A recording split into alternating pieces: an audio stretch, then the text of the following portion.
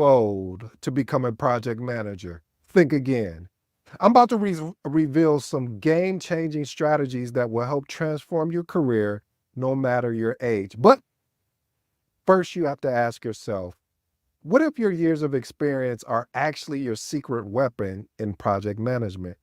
How would your life change if you could leverage your wisdom to lead high impact projects? I'll show you exactly how to break into project management and turn your age into your biggest asset. Final question. What's holding you back from pursuing project management? Do you mind if I share a story with you?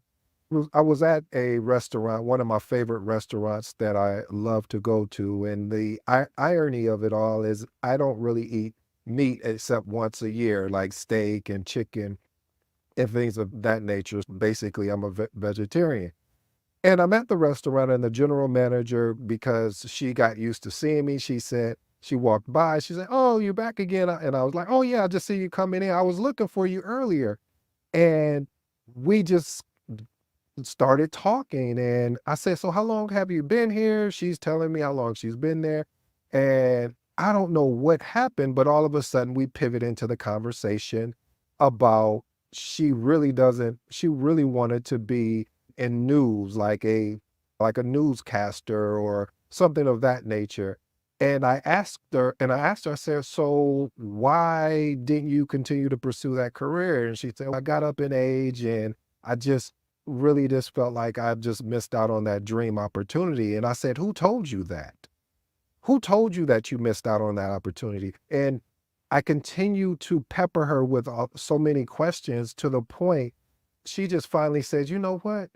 I told myself that there was nothing external that told me that I couldn't be who I wanted to be. There was nothing external that was stopping me. It was all internal." Family, a lot of times in life, we start thinking that we can't achieve or we can't become certain things. Wait a minute, because I know I have my people out there that's going to hate on me and say, "Hey, I want to be a basketball player, or I want to be a politician." And you know where I'm going with this, family. The point I'm trying to make is, if you're willing to do the work, if you're willing to be committed and not interested, if you're willing to step up and learn the craft, you have a better shot than if you don't do anything. See, I was watching this interview with Alex Hormozy, and it was near the end of the interview. This is poetic to me. I hope it is poetic to you.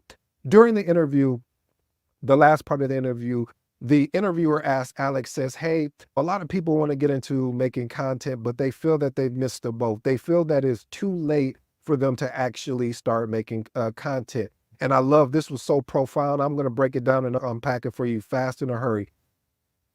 He asked Alex, "So do you think it's too late for people that are over 50, over 60, over 40, over 30, whatever that number is?" And Alex turned and looked at the interviewer and he said, "They might as well give up now. They might as well not even try it." And he paused, and the interviewer looked off. What? Like, that was weird, at first, because even when I was watching, I was like, wow, that's interesting. Like, he just said that. And then he clarified himself, and it was so profound. It made me say, you know what, this is why every time I step in front of this camera, every time that I get to put together a treatment for you guys to deliver a episode, I stand on the aspect of, it's never too late to go after your dream. It's never too late to actually do the work and be committed to the work. Because as Alex said, what's the alternative? If you don't do it, you're still going to be in the same position you are. But if you do it, at least you have an opportunity to see if this is something you want to be committed to. Those were my words, not his. So the point is, today we're going to jump into these eight points, and I hope you enjoy this particular framework that I delivered to you. But I have another question for you. Really not a question, it's more of a quote. I love that Chinese proverb. They say, the Chinese proverb goes a little bit like this: "The best time to plant a tree was 20 years ago." Do you know what the second best time was? Today. So today, family, we're going to eliminate all excuses. Today, family, we're going to make you make a decision. If you want to be committed to this thing that I love, that I hope you fall in love with, called project management, we're going to talk about it. Point number one, you need to embrace your age as an advantage. Your life and work experience can contribute to better decision making and stakeholder management in project settings. One of the key aspects of when you get into this thing called project management, you have to deal with stakeholders. You have to deal with your project team. And if you do not have the patience, if you do not have the fortitude to deal with conflict, majority of the time, I've watched it where project managers who's not used to this type of environment where because sometimes it can be hostile, sometimes it can be so direct, you'll be like, I can't believe you just said that. And you have to have the ability to step in and break that up and find ways to create a healthy conflict instead of a unhealthy conflict. I like that. Let me unpack that. Reason why I say an unhealthy conflict is because when you have a unhealthy conflict, there's no direction, there's no directive. You're just venting to vent without eventually letting it out. And then here we go, transitioning into a healthy, then saying, okay, how do we solve this? If you paid attention to me long enough, one of the things that I get frustrated about, and I've been guilty of it, that you can focus so much on the problem that by the time you get to the solution, you're exhausted, you're wore down because you spent too much time focusing on the wrong thing. Once you identified the problem, this is the problem. Now we go over and spend all of our time on the solution. So here's an actionable tip.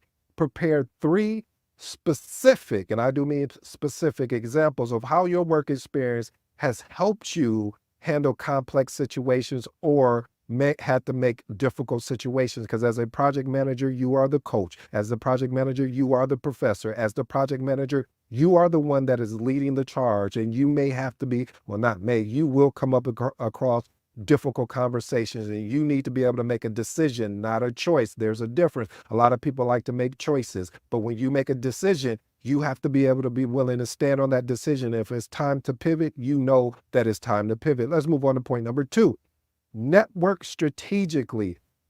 Build a professional network. Get on LinkedIn. Hire a mentor and a coach. I know y'all get tired of me saying that. Hire a mentor and coach that can help you, guide you through this process. A lot of times we don't want to invest in hiring a coach or mentor. Here comes my rant. A coach or a mentor because we feel that I don't want to pay the mentor or coach to say, hey, I'll mentor you for $1,000. And you're like, oh, that's too much. But let me ask you a question. What if that investment could really help you land your next particular job that you were looking for? What if that investment can help you land that contract role that you were looking for? Do you think that investment would be worth it? Do you think it would pay for itself if you have a coach or a mentor that has more than a decade of experience guide you through how to navigate the politics, how to navigate in leading a project, how to navigate? You get where I'm going. Here's an actionable tip, because every day, all of this today is so actionable because I got a special request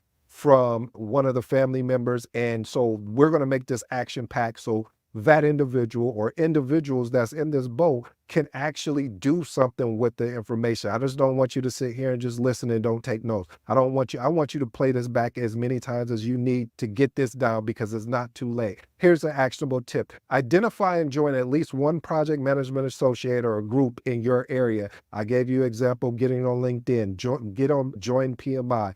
Attend at least one event per month, please. And aim to make 3 new connections at each event. Let's move on to point number 3.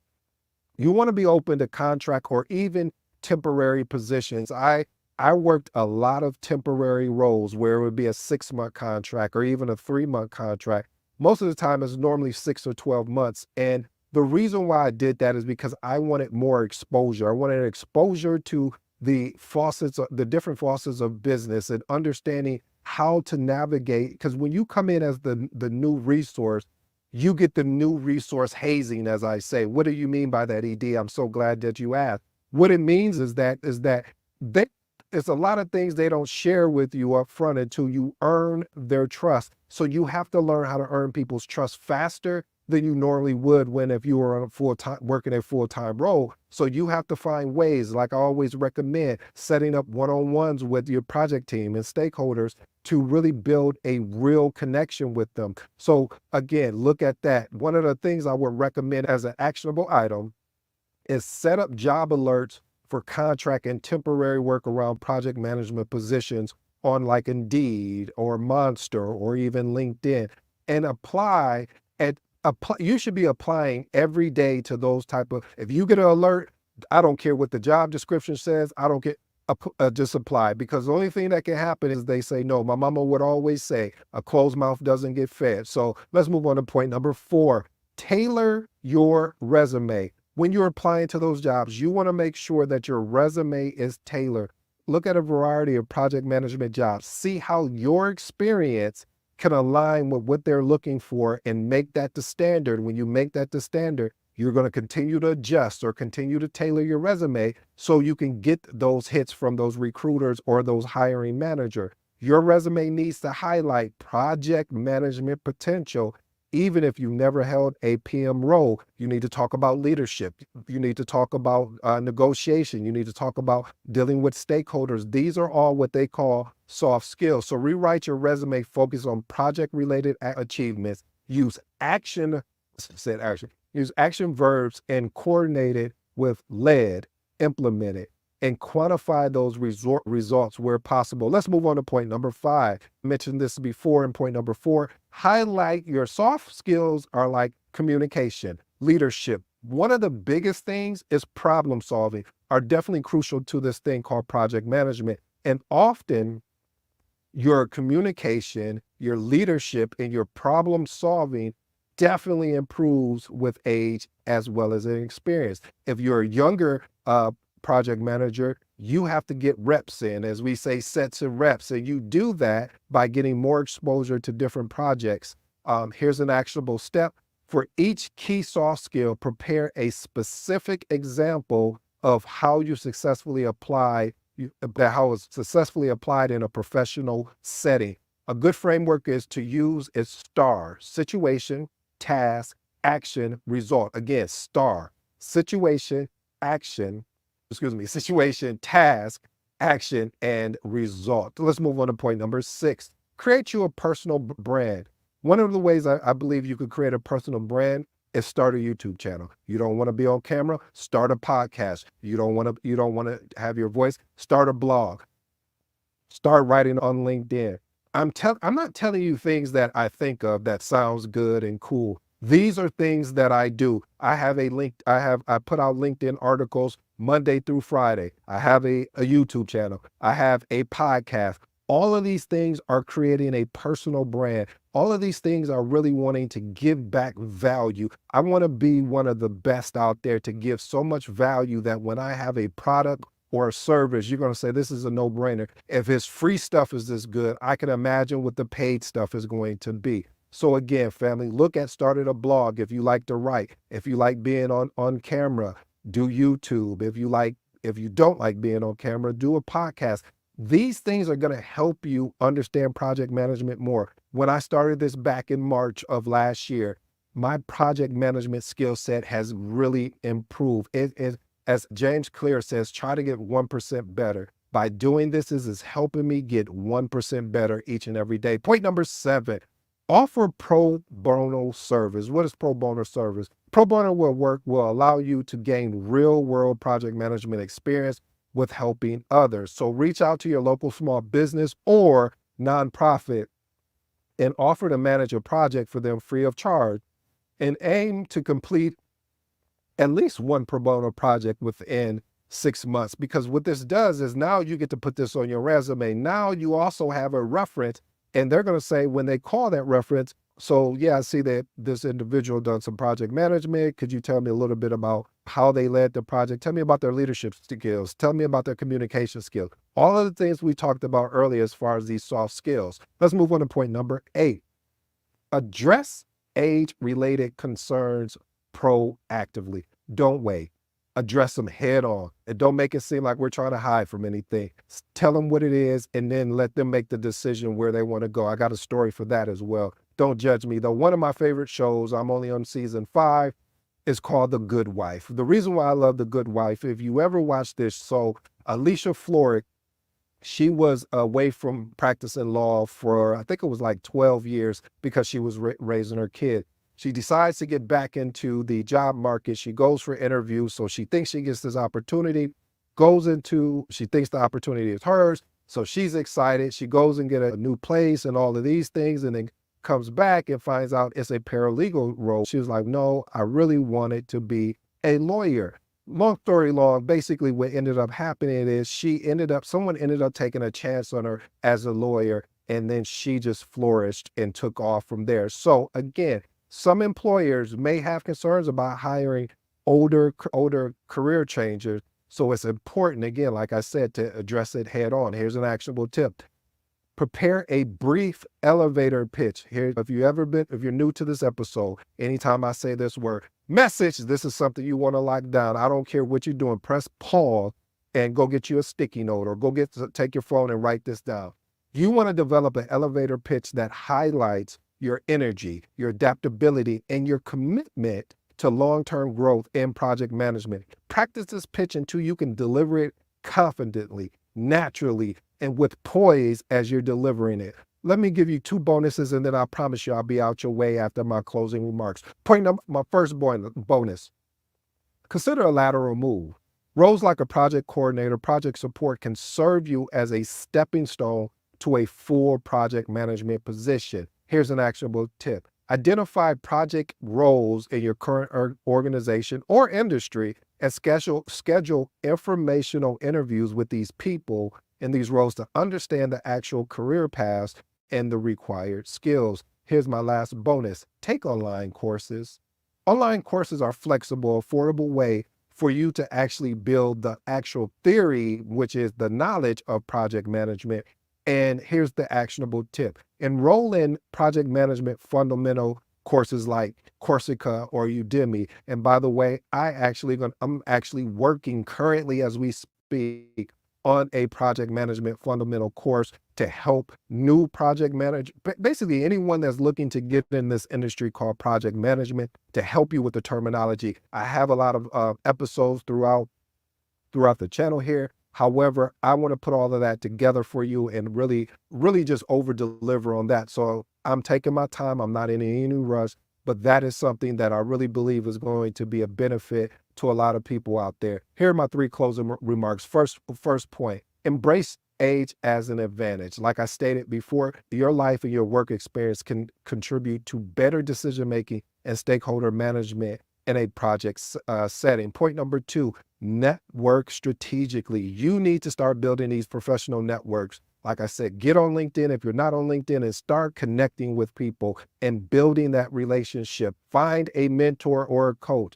This can help you get better insight, because you may realize, hey, I would like to really get into project management, but then after maybe doing a pro bono project, or maybe after talking with a coach and mentor, you may say, I don't know if this is something I really do. Or you may get so excited that this is the thing I have to do, and you just need the tool set and skill set to help you get there. And the last and final thing, address age-related concerns proactively. Like I said, some employers may have concerns about it, but you need to be able to put together an elevate pitch that you can properly articulate what your plans is for a long-term growth there. Family, I hope you enjoyed today's episode. I go by the name of ED. This meant a lot to me, because when a family member says, hey, I would really like to learn about, hey, if I'm an older person, how do I get into this thing called project management if I'm interested?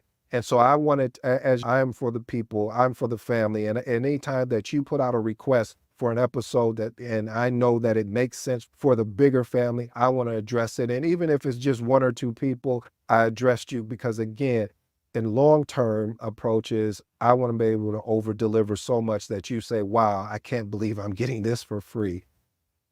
Until next time, family, I'm out.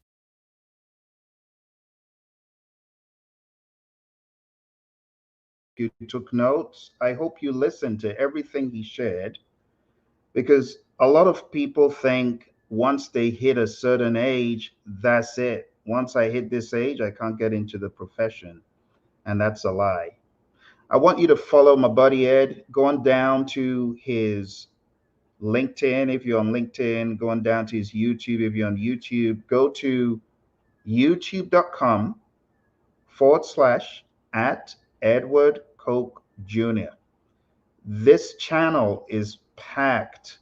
It is so loaded with nuggets of wisdom, encouragement, and understanding that if you're not taking advantage of Ed's channel, oh my goodness. If you're not taking advantage of his channel, I'm not happy.